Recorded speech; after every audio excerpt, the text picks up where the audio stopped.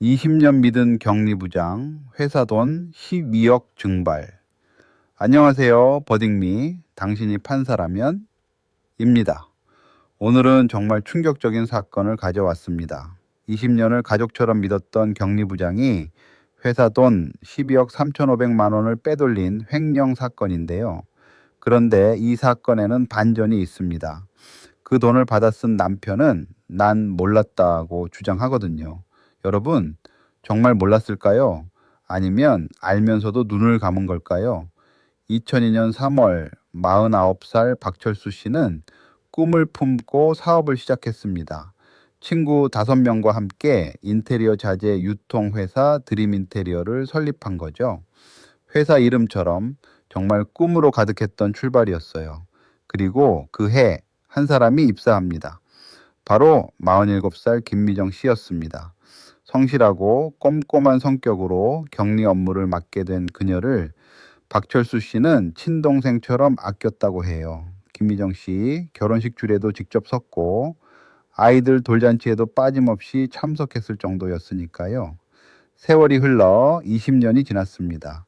김미정 씨는 격리부장으로 승진했고 어느 순간부터 회사 통장과 법인카드, 심지어 대표이사 인감까지 혼자 관리하게 됐습니다.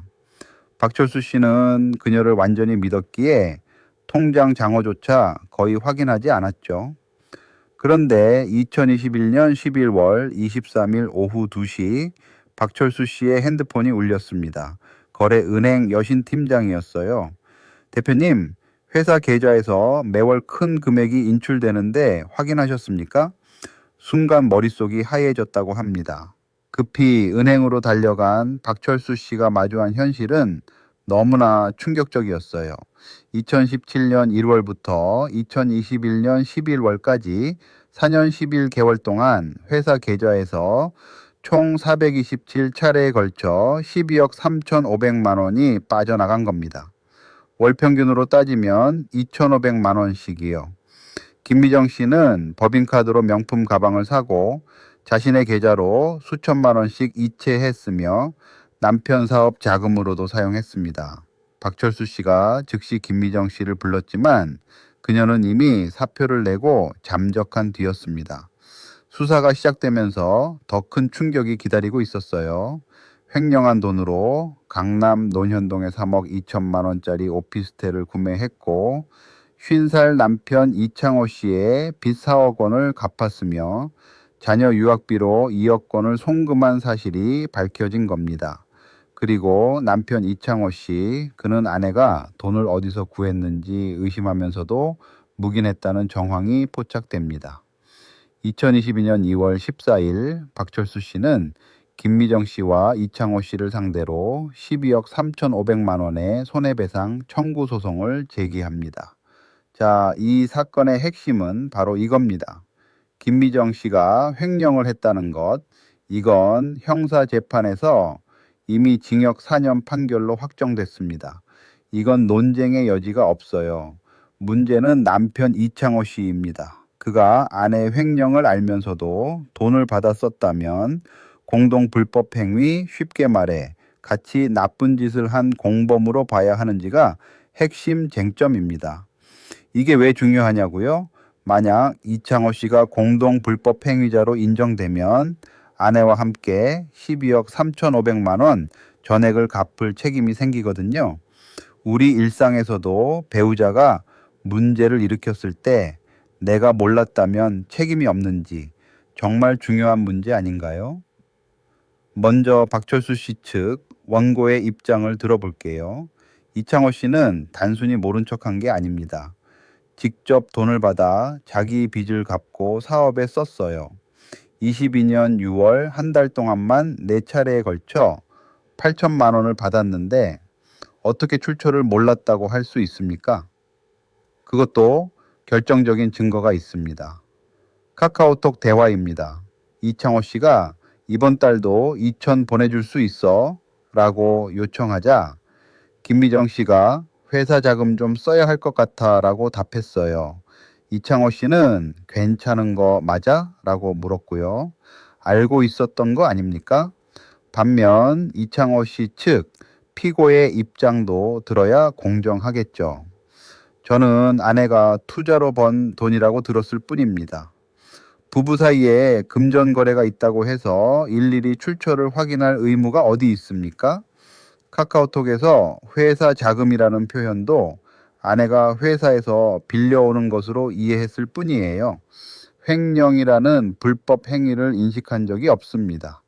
저는 공모하거나 방조한 적 없고 그냥 아내가 준 돈을 받았을 뿐입니다. 자, 이창호 씨의 말을 들으니 솔직히 어느 정도 이해도 되죠? 배우자가 그런 말을 하면 그냥 믿을 수도 있잖아요. 그런데 4년 동안 7억 2천만 원을 단 한 번도 확인하지 않고 받았다면 이야기가 다를 수도 있습니다. 여러분은 어느 쪽 손을 들어주시겠습니까? 지금 버딩리 블로그에서 직접 투표해 보실 수 있습니다. 이창호 씨에게도 연대 책임이 있다고 생각하시나요? 아니면 진짜 몰랐을 수도 있으니 책임이 없다고 보시나요? 여러분의 한 표가 모이면 우리 청취자들이 어떤 판단을 내리는지 확인할 수 있어요. 투표하신 분들께는 실제 판결이 공개됩니다. 자, 그럼 실제 판사는 어떤 결정을 내렸을지 긴장되시죠? 자, 드디어 실제 판사는 어떤 결정을 내렸을까요? 2022년 11월 10일 선고 공판이 열렸습니다. 재판부는 먼저 김미정 씨의 책임에 대해서는 의심의 여지가 없다고 못 박았습니다. 민법 750조, 쉽게 말해 불법 행위로 남에게 손해를 끼쳤으면 배상하라는 조항에 따른 당연한 결론이었죠. 그리고 핵심 이창호 씨의 책임입니다. 재판부는 민법 760조 공동불법행위 규정을 적용했습니다. 여러 사람이 함께 나쁜 일을 저질러 손해를 끼쳤다면 함께 갚아야 한다는 조항이에요. 재판부는 이창호 씨가 이 요건을 충족한다고 봤습니다. 객관적으로는 명백했어요. 4년간 아내로부터 7억 2천만 원을 받아 자기 빚을 갚고 사업에 썼으니 횡령금의 58%가 그에게 직접 흘러 들어간 거잖아요. 단순한 용돈 수준이 아니라는 거죠. 그리고 주관적 인식에 대해서도 바로 그 카카오톡 대화가 결정적이었습니다. 회사 자금 좀 써야 할 것 같아 라는 말을 듣고도 아무런 의심 없이 돈을 받았다는 건 납득하기 어렵다고 재판부는 판단했어요.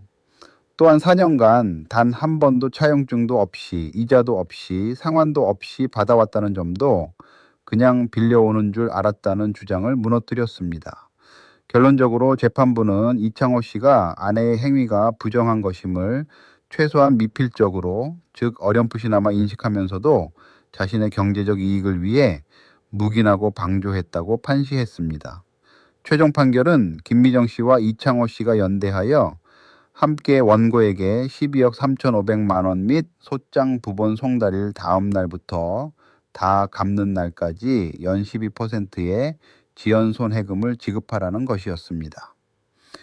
자, 이 판례가 우리에게 주는 교훈은 분명합니다. 첫째, 사업을 하신다면 재무 업무를 한 사람에게 전적으로 맡기는 것은 위험합니다.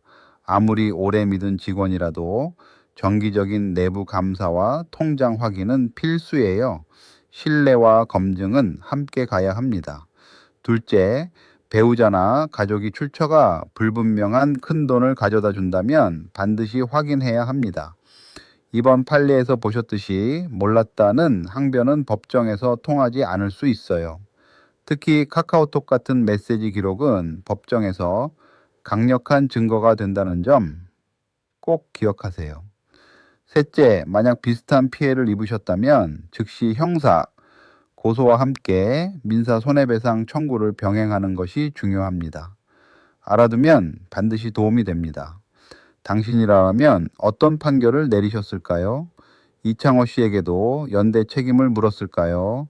아니면 배우자의 일에 책임을 묻기엔 무리라고 보셨을까요? 버딩미가 좋으셨다면 구독과 공유로 주변에도 알려주세요. 여러분의 한 표, 여러분의 이야기가 버딩미를 만들어 갑니다. 다음 판례에서 만나요.